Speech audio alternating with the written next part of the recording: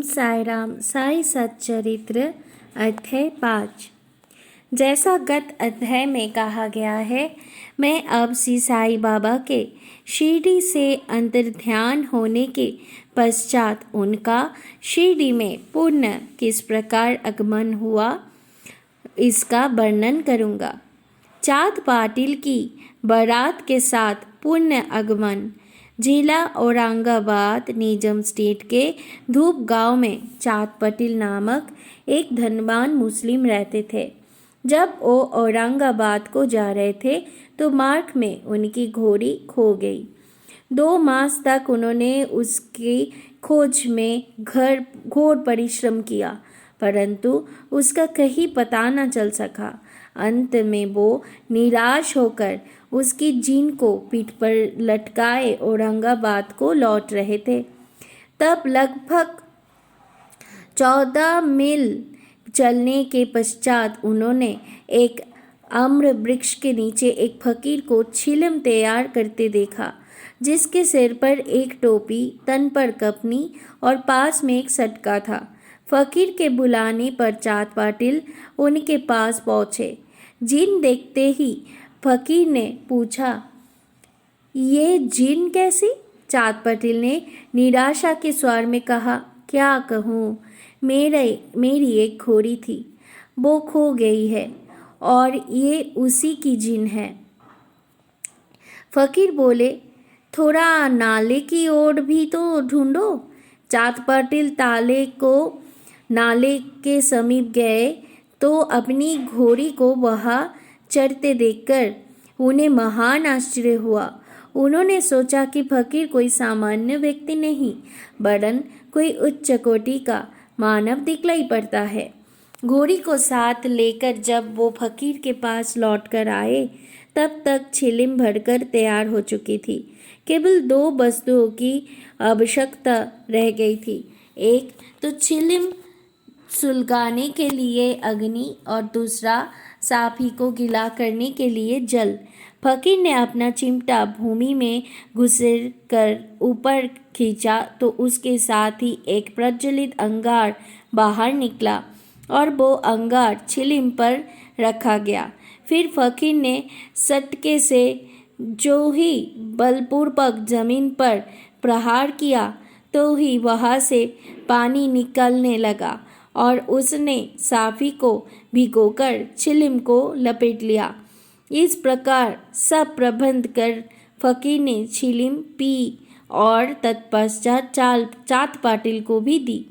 ये सब चमत्कार देखकर चाँद पाटिल को बड़ा विस्मय हुआ। चाँद पाटिल ने फकीर से अपने घर चलने का आग्रह किया। दूसरे दिन चाँद पाटिल के साथ फकीर उनके घर चला गया और वहाँ कुछ समय तक रहा। पाटिल धूपगांव का अधिकारी था। उसके घर पर अपने साले के लड़के का विवाह होने वाला था और बारात शिरडी को जाने वाली थी। इसीलिए चाँद पाटिल शिरडी को प्रस्थान करने का पूर्ण प्रबंध करने लगा। फकीर भी बारात के साथ ही गया।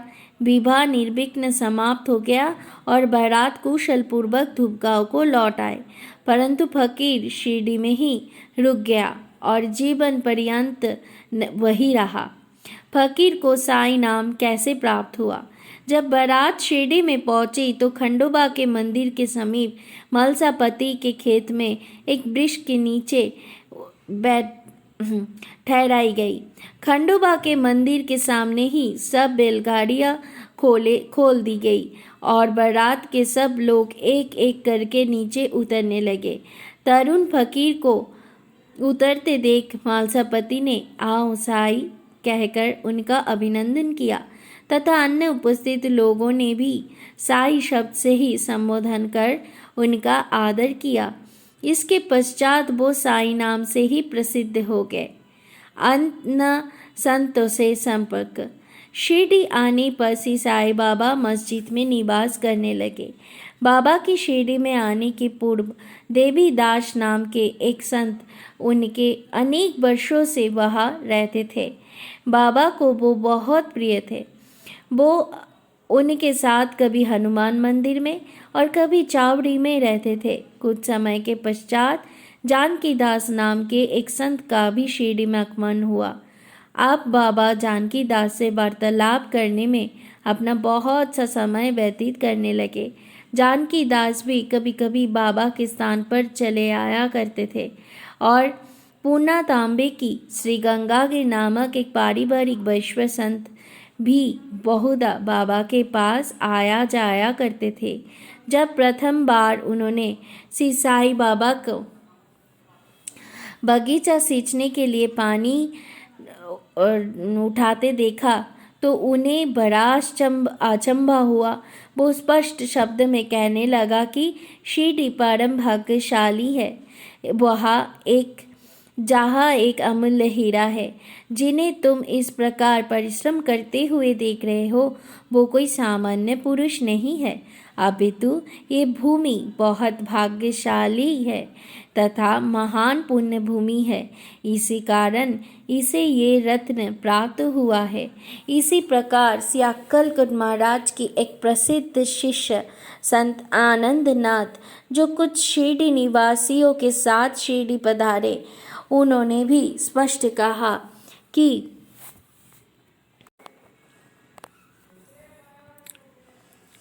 यद्यपि बाह्य दृष्टि से ये साधारण व्यक्ति जैसे प्रतीत होते हैं, परंतु ये सचमुच असाधारण व्यक्ति है।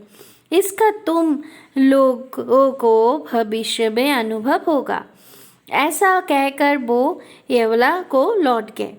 ये उस समय की बात है जब शिरडी बहुत ही साधारण सा गांव था और साईं बाबा छोटे उम्र के थे।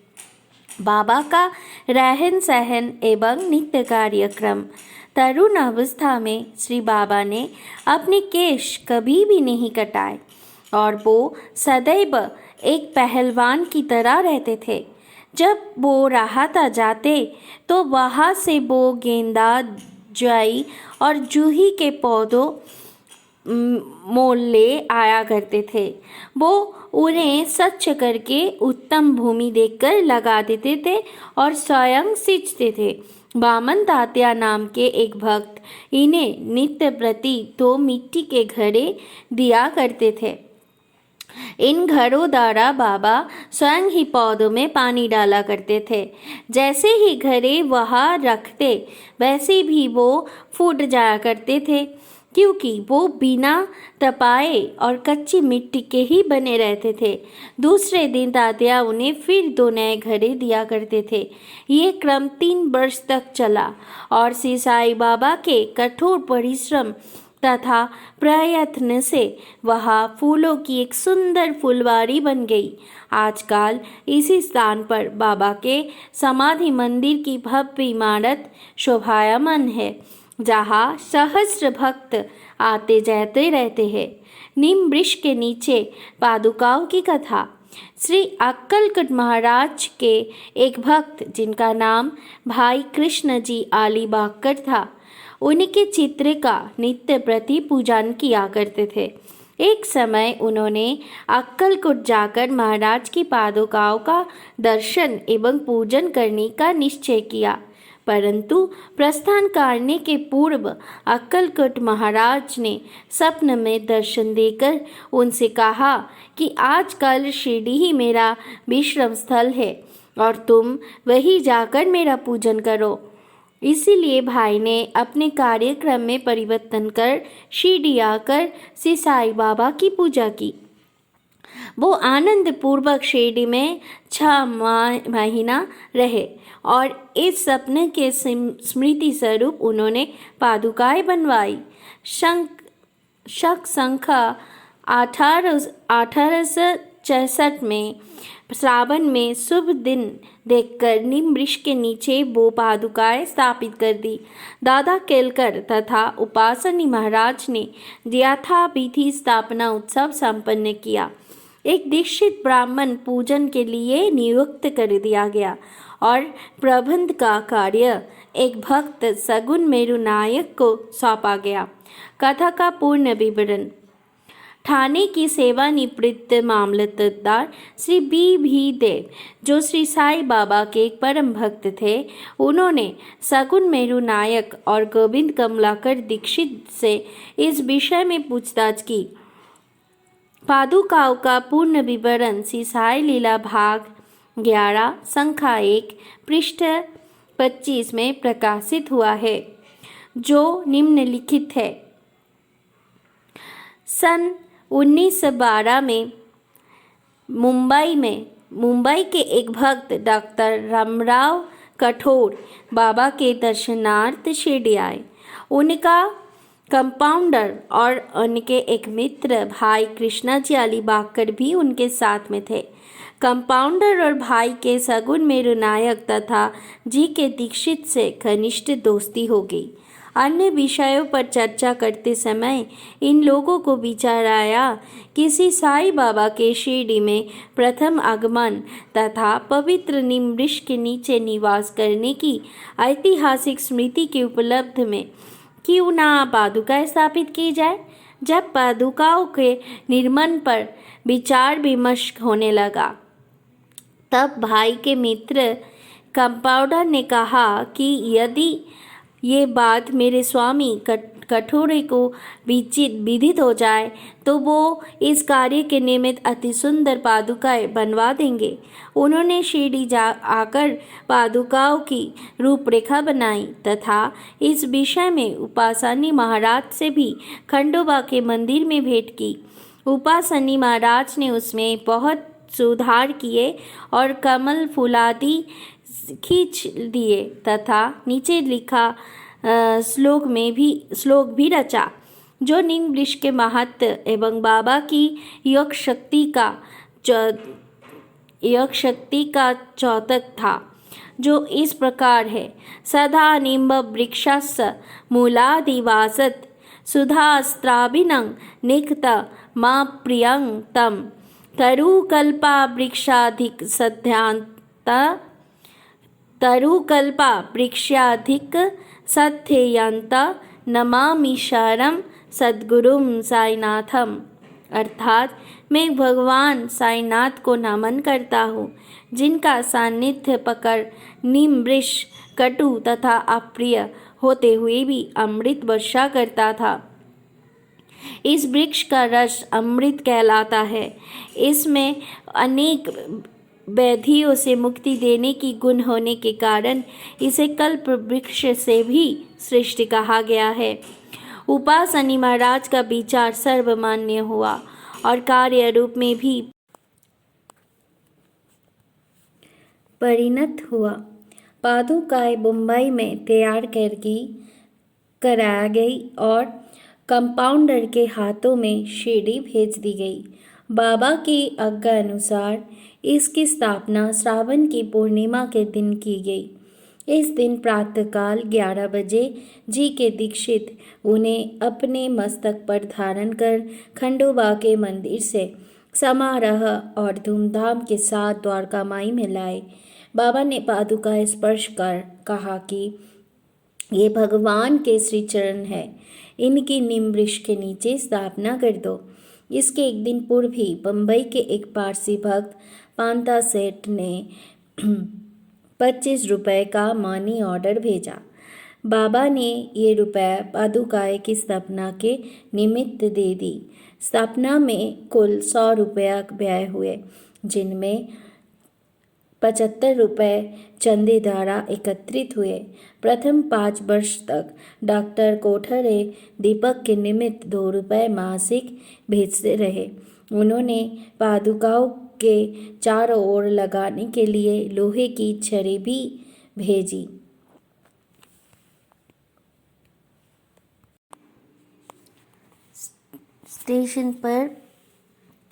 स्टेशन से चौड़े दोनों और छप्पर बनाने का खर्च 3 रुपये 8 आने सगुन मेरू नायक ने दिए। आजकल जखरी नाना पुजारी पूजन करते हैं और सगुन मेरू नायक नैवेद्य अर्पण करते तथा संध्या का दीपक जलाते हैं। भाई कृष्णा जी पहले अक्कलकोट महाराज के शिष्य थे। अक्कलकोट जाते हुए वो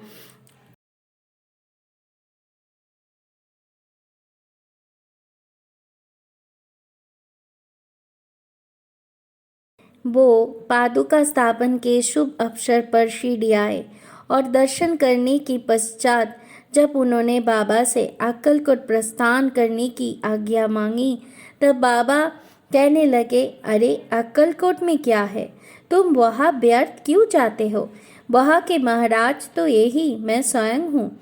ये सुनकर भाई ने अक्कलकोट जाने का विचार त्याग दिया। पादुकाएं स्थापित होने के पश्चात वो बहुधा शिरडी आया करते थे। श्री भी देव ने अंत में ऐसा लिखा है कि इन सब बातों का विवरण हेमंत पंत को विदित नहीं था, अन्यथा वो श्री साई सच्चरित्र में लिखना कभी नहीं भूलते। माही उद्दीन तंबोली के साथ कुश्ती और जीवन परिवर्तन। शिरडी में एक पहलवान था जिनका नाम माही उद्दीन तंबोली था। बाबा का उससे किसी विषय पर मतभेद हो गया, फलस्वरूप दोनों में कुश्ती हुई और बाबा हार गए। इसके पश्चात बाबा ने अपनी पोशाक और रहन सहन में परिवर्तन कर दिया। वो कफनी पहनते, लंगोट बांधते और एक कपड़े से सिर ढकते थे। वो आसन तथा शयन के लिए एक टाट का टुकड़ा काम में लाते थे।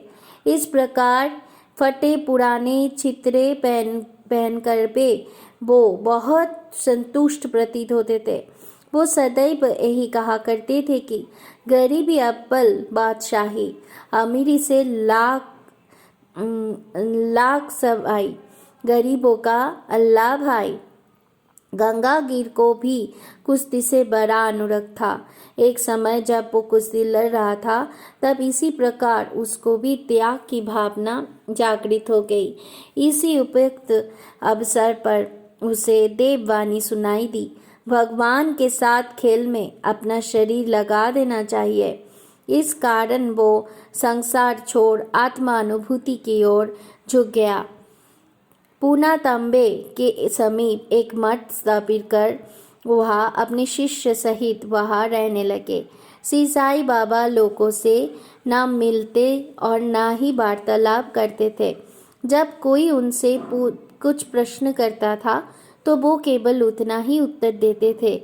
दिन के समय वो नीम वृक्ष के नीचे विराजमान रहते थे। कभी कभी वो गांव के मोड़ पर नाले के किनारे एक बाबुल वृक्ष की छाया में भी बैठे रहते थे और संध्या को अपनी इच्छा अनुसार कहीं भी वायु सेवन को निकल जाया करते थे। नीम गांव में वो बहुधा बाला साहेब डेंगले की घर जाया करते थे। बाबा श्री बाला साहेब को बहुत प्यार करते थे। उनके छोटे भाई जिसका नाम नाना साहेब था, उनकी द्वितीय विवाह करने पर भी कोई संतान न थी।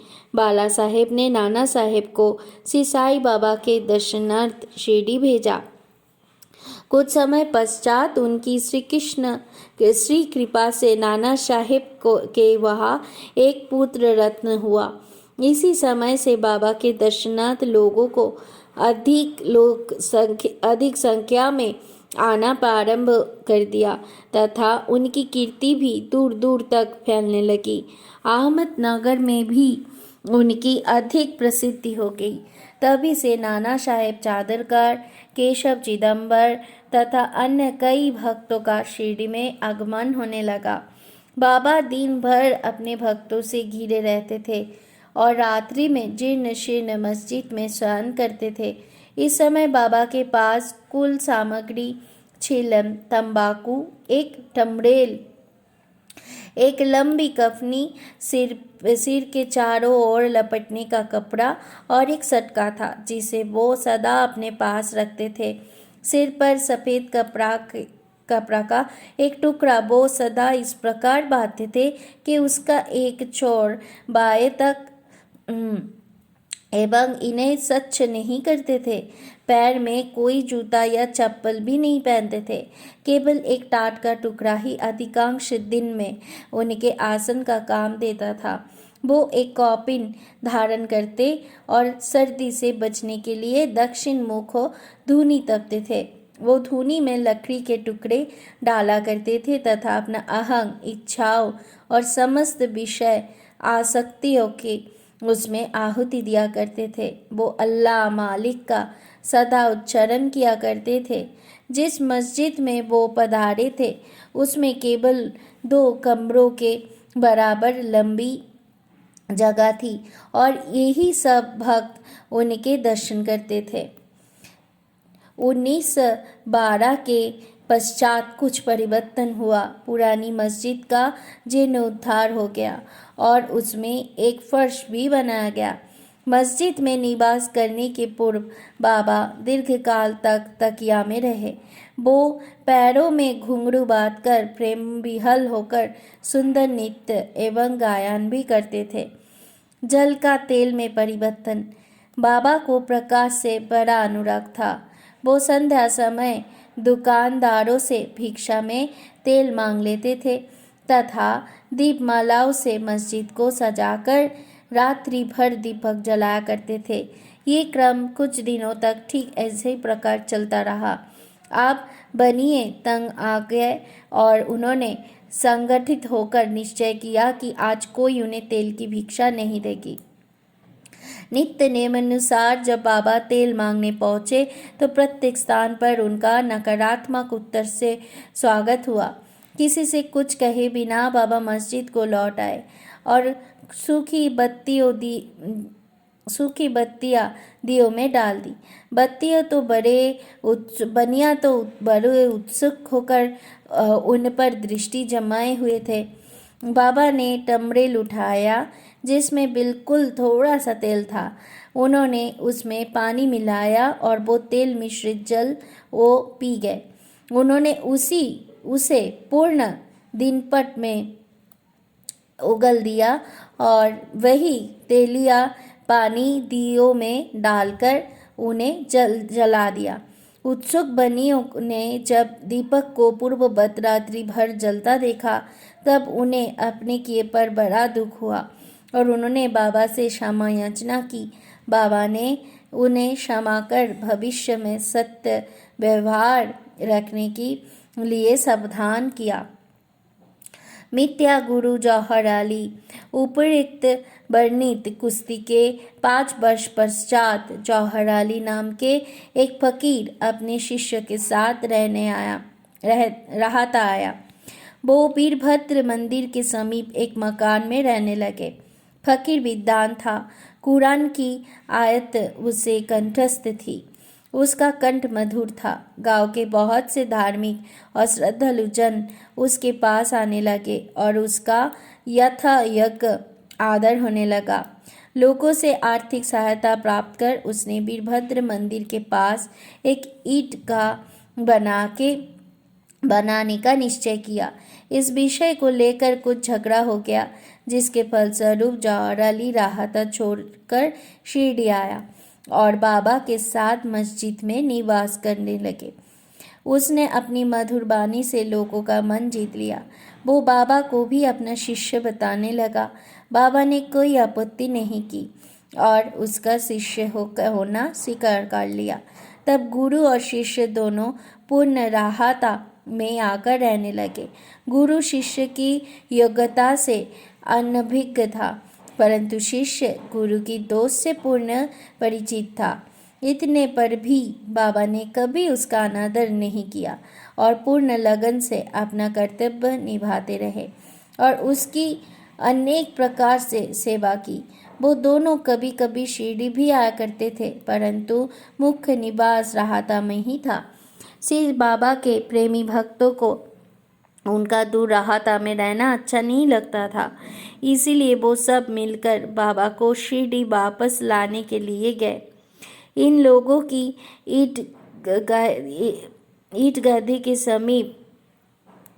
ईदगाह के समीप बाबा से भेंट हुई और उन्हें अपने आगमन का हेतु बतलाया।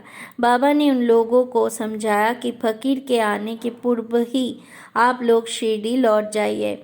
इस प्रकार वार्तालाप हो ही रहा था कि इतने में फकीर आ पहुँचे। इस प्रकार अपने शिष्य को वहाँ से ले जाने का कुप्रसन्न करते देखकर वो बहुत क्रोधित हुआ। कुछ वाद विवाद के पश्चात स्थिति में परिवर्तन हो गया और अंत में ये निर्णय हुआ कि फकीर एवं शिष्य दोनों ही शिरडी में निवास करें और इसीलिए वो शिरडी में आकर रहने लगे।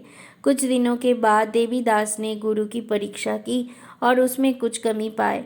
चाँद पाटिल की बारात के साथ जब बाबा शिरडी में आए थे, उससे 12 वर्ष पूर्व देवीदास लगभग 10 या 11 उम्र की अवस्था में शिरडी आए थे और हनुमान मंदिर में रहते थे। देवीदास सुडल, सुंदर आकृति तथा तीक्ष्ण बुद्धि के थे। वो त्याग की साक्षात मूर्ति तथा आगत ज्ञानी थे। बहुत से सज्जन जैसे तात्या कोते, काशीनाथ एवं अन्य लोग उन्हें अपने गुरु समान मानते थे। लोग जौहर अली को उनके सम्मुख लाए। विवाद में जौहर अली बुरी तरह पराजित हुआ और शिरडी छोड़ बैजापुर को भाग गया। वो अनेक वर्षों के पश्चात शिरडी आया और श्री साईं बाबा की चरण वंदना की। उसका ये भ्रम कि ब्रह्म वो स्वयं गुरु था और श्री साईं बाबा उनके शिष्य अब दूर हो चुका था। श्री साईं बाबा उसे गुरु समान ही आदर करते थे। उसका स्मरण कर उसे बहुत पश्चाताप हुआ। इस प्रकार श्री साईं बाबा ने अपने प्रत्यक्ष आचरण से आदर्श उपस्थित किया कि अहंकार से किस प्रकार छुटकारा पाकर शिष्य की कर्तव्य का पालन कर किस तरह आत्मा अनुभव की ओर अग्रसर होना चाहिए। ऊपर वर्णित कथा मलसापति के कथन अनुसार ही है। अगले अध्याय में रामनवमी का त्यौहार, मस्जिद की पूर्व हालत एवं पश्चात उसके जीर्णोद्धार इत्यादि का वर्णन होगा। ओम श्री सद्गुरु साईनाथ परमस्तु शुभम भवतु। ओम साई राम।